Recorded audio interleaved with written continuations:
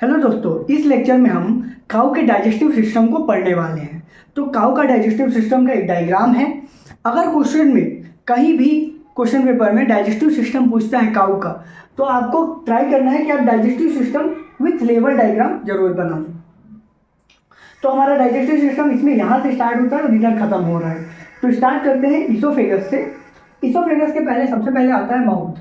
जो माउथ होता है काऊ का, वहाँ से माउथ से चीविंग करती है, हल्का सा चीविंग करेगी लिटिल बिट, और फिर वो क्या करती है, फूड को ईसोफेगस के थ्रू रूमेन में ट्रांसफर करती है। तो ईसोफेगस एक है ट्यूब लाइक स्ट्रक्चर होता है। कैसा स्ट्रक्चर होता है? ट्यूब के जैसा स्ट्रक्चर होता है, लॉन्ग ट्यूब लाइक स्ट्रक्चर, जो कि फूड को माउथ से रूमेन में ट्रांसफर करने का काम करती है।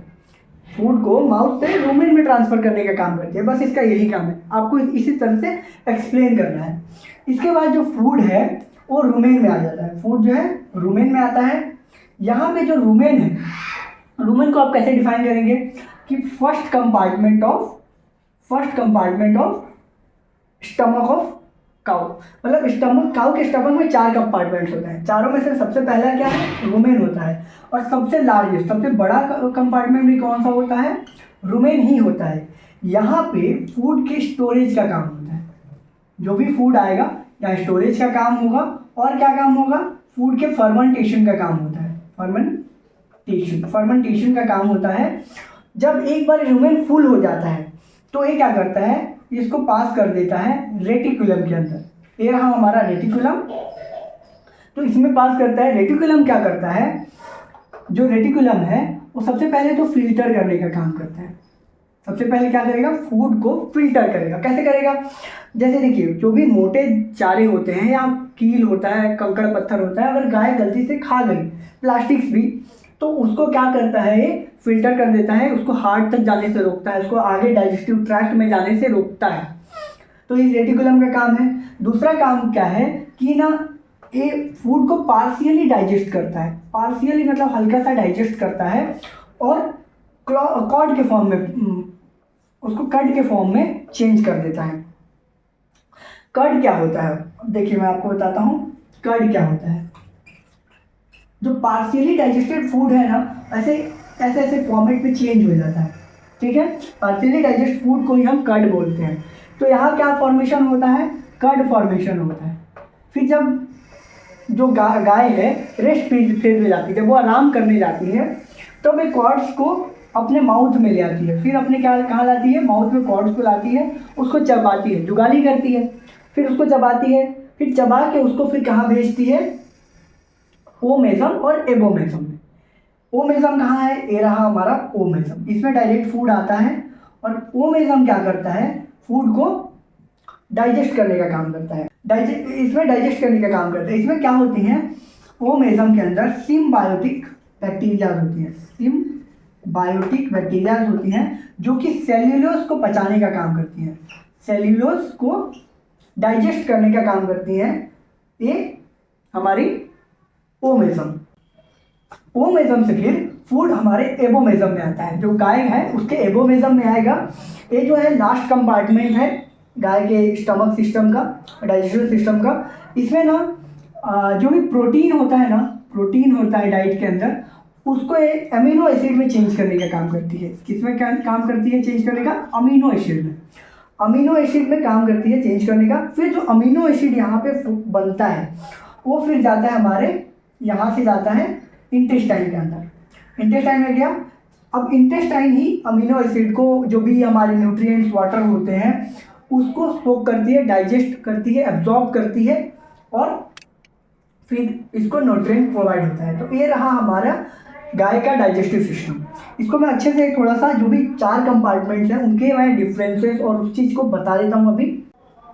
तो चलिए अब हम इसके फंक्शंस देख लेते हैं कि इसके अलग अलग पार्ट्स के फंक्शन क्या हैं। तो सबसे पहले स्टार्ट करते हैं माउथ से। माउथ सबसे पहला काम करता है बाइटिंग का। सबसे पहले चबाने का काम करता है, और काटने का काम करता है, और चीविंग का काम करता है, मतलब चबाने का काम करता है। फिर आता है हमारा ईसोफेगस। ईसोफेगस क्या है? एक लॉन्ग ट्यूब लाइक स्ट्रक्चर होता है जो कि माउथ से फूड ट्रांसफ़र करता है। कहाँ? रूमेन तक। माउथ से फूड को रूमेन तक ट्रांसफ़र करता है। उसके बाद आता है रुमेन। रुमेन को आप लिखेंगे कि ये फर्स्ट कंपार्टमेंट है स्टमक, फर्स्ट कंपार्टमेंट है काऊ के स्टमक का। फिर लार्जेस्ट कंपार्टमेंट भी होता है, यहाँ पे फूड का फर्मेंटेशन होता है और यहाँ पे फाइबर डाइजेशन भी होता है। फाइबर डाइजेशन भी रुमेन में ही होता है। उसके बाद फूड जो है रुमेन से रेटिकुलम में आता है। तो रेटिकुलम क्या काम करता है, ये जो है सेकेंड कंपार्टमेंट है काऊ के बॉडी का, सॉरी स्टमक का। वहीं इससे जो है रुमेन अटैच रहता है, या फिर बोले तो रुमेन से ये अटैच रहता है। इसमें एक हनीकॉम्ब लाइक स्ट्रक्चर होता है, याद रखिएगा, इसमें एक हनीकॉम्ब लाइक स्ट्रक्चर होता है जो कि लार्ज फूड पार्टिकल्स होते हैं, जो लार्ज फूड पार्टिकल्स होते हैं उनको ट्रैप करने का काम करता है। क्या करता है, जो कील कंकड़ पत्थर मैंने बताए थे उसको ट्रैप करने का काम करता है। फिर फूड आता है, फूड जाता है माउथ में, फिर वापस आता है ओमेसम में। ओमेसम का सबसे मेन काम है स्क्वीज दी वाटर, मतलब कि फूड में जो भी वाटर रहता है उसको एकदम निचोड़ लेता है, और ताकि जो वाटर है वो नेक्स्ट कंपार्टमेंट में, सॉरी मतलब नेक्स्ट जो डाइजेस्टिव ट्रैक्ट है उसमें ना जा सके।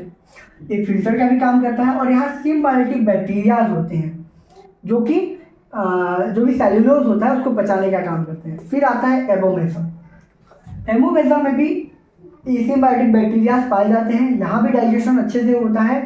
ये जो है लास्ट कंपार्टमेंट है स्टमक, काऊ के स्टमक का। फिर इसमें पीएच होता है, एंजाइम्स होते हैं जो कि प्रोटीन के डाइजेशन में हेल्प करते हैं। किसके डाइजेशन में हेल्प करते हैं, प्रोटीन के डाइजेशन में। प्रोटीन उसमें फिर किस में चेंज होता है, अमीनो एसिड्स में।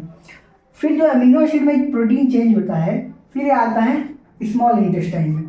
स्मॉल इंटेस्टाइन में जो अमीनो एसिड का एब्जॉर्प्शन होता है, न्यूट्रिएंट एब्जॉर्प्शन होता है। फिर जो स्मॉल इंटेस्टाइन है वहाँ से नेक्स्ट प्रोसेसेस होती है और जो वेस्ट मटेरियल है वो गाय के शरीर से बाहर निकल जाता है। तो एक कंप्लीट डाइजेस्टिव सिस्टम था काऊ का। अगर आपसे 2 नंबर या 4 नंबर का क्वेश्चन पूछे, 2 नंबर का पूछे तो आप इसके जो पार्ट्स हैं वो लिखिए और हल्का हल्का इनको डिफाइन कीजिए। हो सके तो नीचे एक डायग्राम बना लीजिए, या फिर अगर 4 नंबर में क्वेश्चन पूछ ले तो उसको अच्छे से आप डिफाइन कीजिए इनके पार्ट्स को, और एक लेबल्ड अच्छे से नीट एंड क्लीन डायग्राम जरूर बना दीजिएगा। 4 में से 4 नंबर तो फिक्स है। तो आज के लिए बस इतना ही। अगर वीडियो पसंद आया हो आपको तो वीडियो को लाइक जरूर कीजिए और चैनल को सब्सक्राइब जरूर कर दीजिएगा।